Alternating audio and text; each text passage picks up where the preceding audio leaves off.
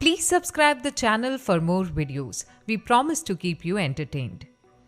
Afterwards, Shin is told that Sicilian is being hounded by a guy, and Kurt arrives upset to see that Sicilian is talking to another boy. Shin stops his advances and Sicilian finally sticks up for herself.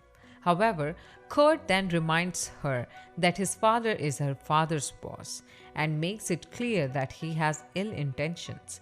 Og stops everything as he is disgusted at Kurt's behavior and threatens to speak to his father's boss.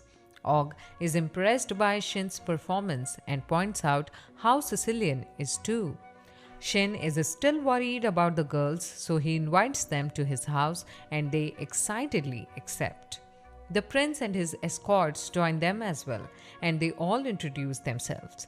At his house, Shin asked permission from Melita to enchant Sicilian's uniform, the same way he did his. Melita explains how big a request it is and reveals that Shin has created a national treasure-grade protective gear. She states how invaluable it is and wonders what makes Sicilian so deserving of such powerful gear. Sicilian apologizes that she feels that she preyed on Shin's sympathy by asking for his help and tries to leave. Melita stops her, though, as she gave the exact honest answer she wanted to hear, and laughs about how worked up Shin has gotten on her behalf. Shin explains that he doesn't feel like she used him at all, and he states that she can ask for his help anytime. Melita agrees to let him enchant her uniform. After they leave, Shin explains that he doesn't think these enchantments are that big of a deal. But Merlin reveals that they could change the world. Moments later, Shin astonishes everyone, including Melita, with his enchanting process. But the king explains that no one else can know about it. The reason being is that if a military were to learn about the immensely powerful enchantments, then it could start a war.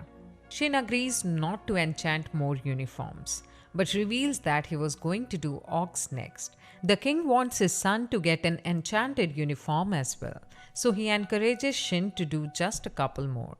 After he does, Shin offers to walk Sicilian home from school every day and explains that it won't be a bother since he can just use a gate. They have no clue what he means, so he shows them by using a gate to take them to his old home deep in the woods. Everyone is amazed since magic like that doesn't exist, and Shin simply states that he bent space to do it. Everyone is in disbelief and they all tell Shin how bad it is for him to be so careless about who he shows his incredible powers to. Later, Sicilian thanks Shin for picking her up to walk her to school, and he explains that it's not a big deal since he uses a gate anyway. He states that he can't afford to let anything happen to her, and Maria struggles to hold in her vomit.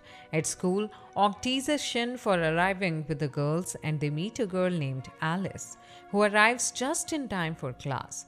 The teacher arrives soon after to give them a tour and explains that the school is divided into two buildings. One building is for the classrooms and the other one has the faculty offices, student council room, and rooms for study groups. There is the magical gear making study group, attack magic group, and body strengthening group.